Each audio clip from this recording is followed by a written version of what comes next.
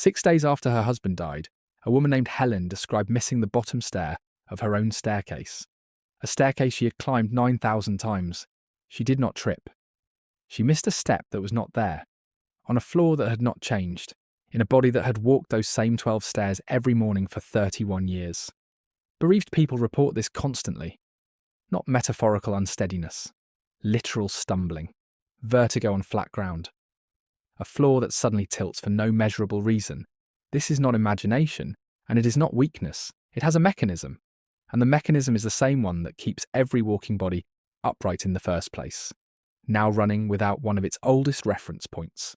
Researchers have looked directly at this.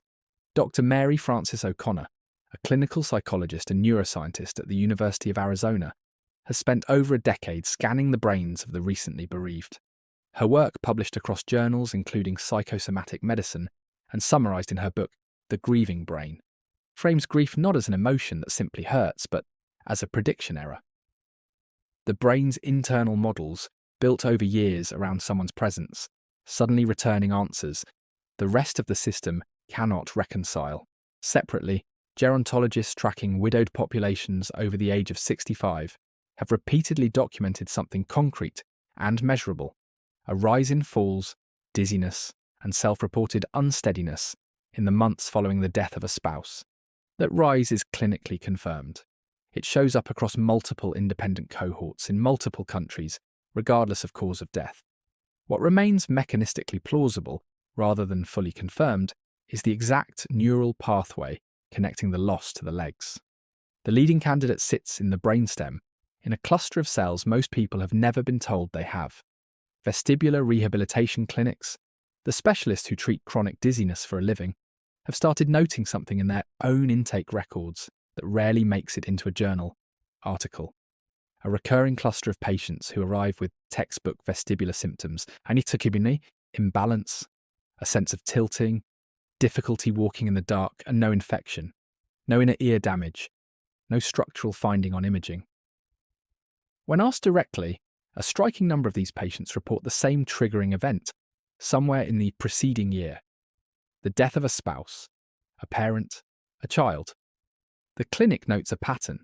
The mechanism behind the pattern is what the rest of this video maps. Start with the physics, because the physics came first. A human body is, mechanically, an inverted pendulum balanced on a base smaller than two hands placed side by side. Your centre of gravity sits roughly at the level of your navel, more than half your height above the ground, swaying over a base of support measured in mere centimetres. By the strict definition engineers use for stability, you should not be able to stand still, let alone walk. And in a sense, you cannot. Walking is not a stable state. It is a continuous, deliberate, controlled fall. Your body pitching forward past its point of balance and catching itself, over and over, roughly 200 times every minute, translated by your nervous system into something that feels like smooth forward motion. Every step is an accepted collapse, corrected before it becomes a fall. That correction is not performed by the legs. It is performed by a feedback loop most people never think about until it fails: the vestibular system. Inside each ear sits a labyrinth of fluid-filled canals, 3 semicircular canals oriented in 3 different planes, plus 2 small sacs called the utricle and the saccule. The canals detect rotation. The moment your head tips, turns, or nods, fluid inside lags slightly behind the surrounding bone, bending microscopic hair cells, generating a signal. The utricle and saccule detect straight-line acceleration, and, critically, the constant pull of gravity itself. Together, this entire structure does one thing, continuously, without rest, for your entire life. It tells your brain which way is down. That signal travels almost immediately to the cerebellum, a dense, tightly folded structure at the back of the skull that holds more individual neurons than the rest of the brain combined, despite occupying only a fraction of its volume. The cerebellum's job in this system is comparison. It takes the vestibular signal, where gravity says you are, and checks it in real time against 2 other data streams: the proprioceptive signal arriving from your feet, ankles, and joints, reporting pressure and angle, and the visual signal from your eyes, reporting the position of the horizon. When all 3 streams agree, The cerebellum issues no correction, and you experience the sensation of standing still. When they disagree, even by a fraction of a degree, the cerebellum fires a correction to specific muscle groups before you are consciously aware anything was wrong. This comparison loop runs, by most estimates, roughly 200 times every second. You have never once consciously balanced yourself. You have only ever been informed after the fact that balancing already happened. One piece of that system is worth naming on its own, because it explains why grief so often shows up first as a problem with the eyes rather than the legs. It is called the vestibulo-ocular reflex. Every time your head moves, your eyes are required to move in the exact opposite direction, at the exact same speed, simply to keep an image stationary on your retina. The reason you can read a street sign while walking, and not while the camera in your hand shakes, the circuitry for this reflex runs in a near direct line from the vestibular nuclei to the muscles of the eye, bypassing conscious processing almost entirely because conscious processing is too slow for it. When the vestibular nuclei are even slightly mistimed, this reflex is often the first place the error becomes visible. A swimming sensation when scanning a room, a half-second of vertigo turning the head too quickly, a grocery store aisle that seems to drift sideways. People report this as confusion, or as exhaustion. It is, mechanistically, a reflex arc running on a system that has been quietly retimed. Your feet alone carry thousands of specialized pressure receptors. Patinian corpuscles tuned to vibration, Merkel cells tuned to sustained pressure, mapping the exact distribution of your weight across the sole, update by update, step by step. Above them, the spine is not a straight column, despite how it is usually drawn. It curves in an S shape, forward at the neck, backward through the chest, forward again at the lower back. A shape that exists for one purpose: to absorb the repeated, low-grade shock of those falls and recoveries without transmitting that force directly into the skull. Bipedal walking, seen this way, is not a single skill, it is the simultaneous, uninterrupted agreement of four separate systems: inner ear, cerebellum, feet, spine, running a calculation so fast and so constant that evolution simply stopped asking you to notice it. That agreement, inner ear, cerebellum, feet, spine, running in constant silent consensus, multi, is exactly the kind of hidden architecture this channel exists to map. I've spent months putting together what I'm calling What Feynman Knew About Grief, a companion to everything this channel explores. The link is in the pinned comment below. Stay with me, because the part most people find hardest to believe is still ahead. What happens to that four-way agreement when one of the four systems is told, by every other part of the brain, that nothing is safe anymore? Grief does not stay in the part of the brain that processes sadness. It moves into the hypothalamic pituitary adrenal axis, the body's primary stress response system, and from there it moves everywhere. Within minutes of acute loss, the hypothalamus signals the pituitary gland, which signals the adrenal glands, which release cortisol directly into the bloodstream. In a short-term threat, this is useful. Cortisol sharpens attention, mobilizes glucose, prepares the body to act. Grief is not short-term. It is a threat the body cannot resolve by fighting or fleeing, so the cortisol does not clear. It keeps circulating weeks after the loss, sometimes months after cortisol receptors, glucocorticoid receptors, to use the precise term, are not limited to the organs people associate with stress. They are present, in measurable density, in the vestibular nuclei of the brainstem, the exact relay station where signals from the inner ear are first processed before being passed to the cerebellum. They are present in the cerebellum itself. Sustained elevated cortisol does not damage these structures the way a stroke or a tumour would. It changes their sensitivity, raising or lowering the threshold at which a neuron fires, mistiming a feedback loop that depends entirely on timing.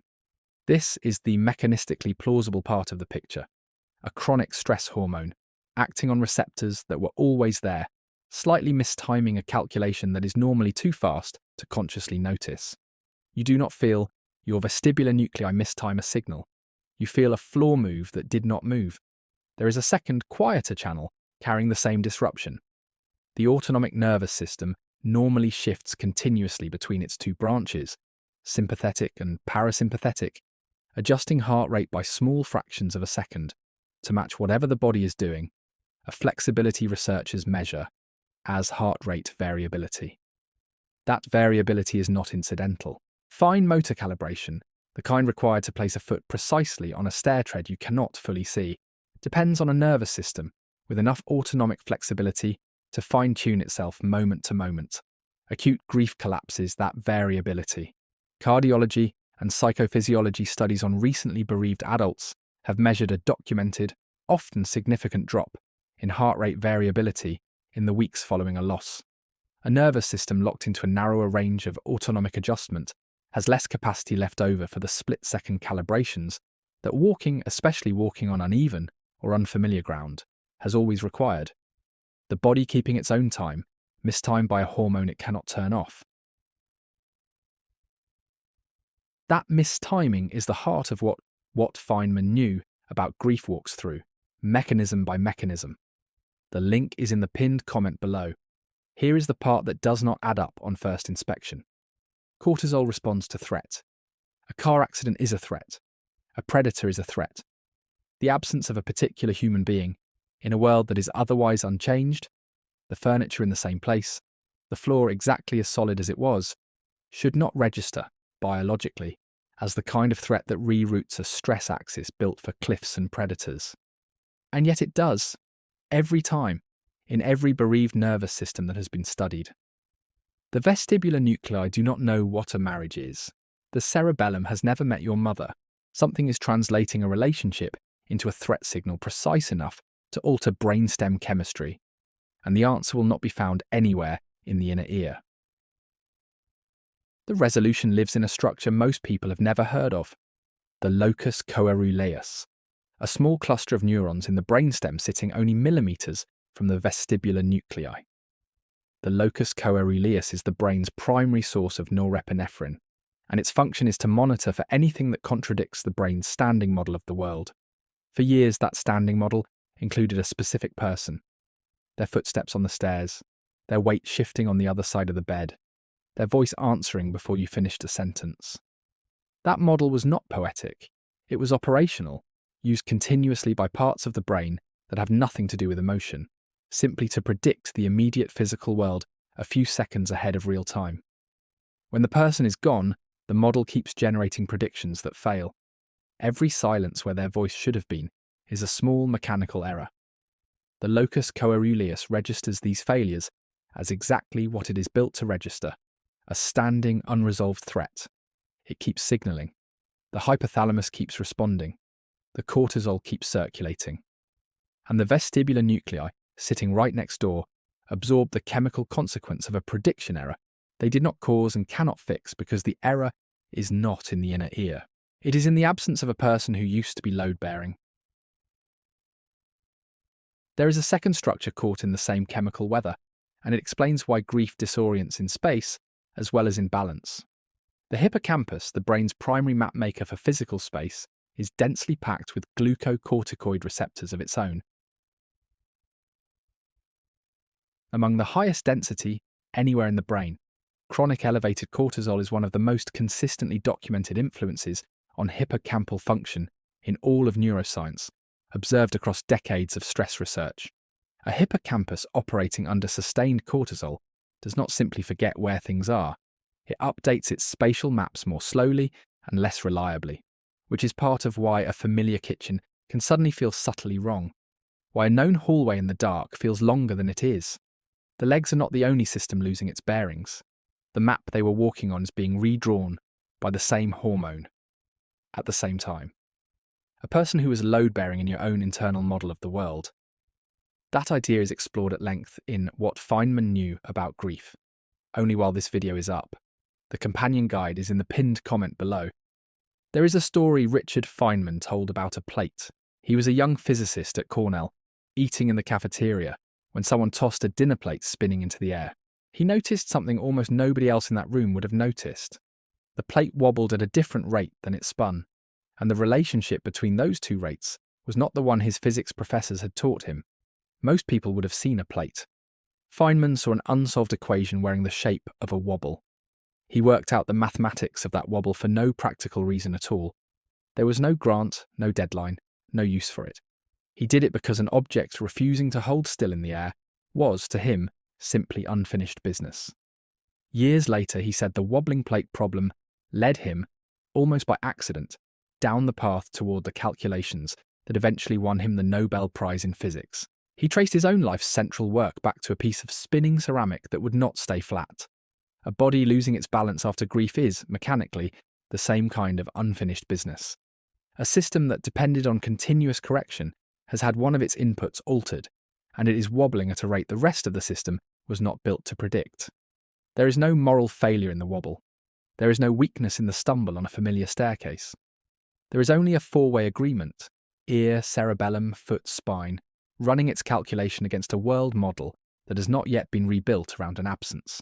16 months after Arlene Greenbaum died of tuberculosis at Los Alamos, while the man who would later win that Nobel Prize was still living and working in the desert where he had buried her, Richard Feynman sat down and wrote her a letter. He had not seen her, of course, in 16 months. He wrote it anyway. He described in his own handwriting what he was working on, what he missed, what he could not stop addressing to a person no longer there to receive it. The letter was never sent. It was found, folded, among his personal papers only after his own death in 1988, 43 years after he wrote it, still addressed to a woman who had no new address to give him. The mathematics of the wobble said the plate would eventually settle. It did not say when. The mathematics of grief says the same thing about a body relearning a floor it has walked its entire life. The plate still wobbled before anyone wrote down why. The legs still buckle before anyone explains the receptor. Understanding the mechanism does not stop the wobble. It only tells you, with some precision, that the wobble was never a malfunction.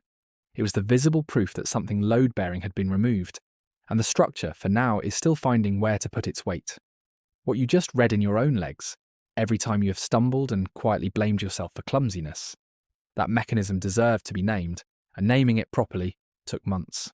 Before this video ends, thank you. YouTube removed our ad monetization and kept running ads on this content anyway, collecting that revenue while we received nothing. So we built what Feynman knew about grief to keep this information alive without depending on a system working against it. The link is in the description and the pinned comment. Only while this video runs, if this mattered to you, that link is where it lives. Only available while this video is running. The plate kept wobbling long before anyone had the mathematics for it. We keep writing the mechanism down anyway.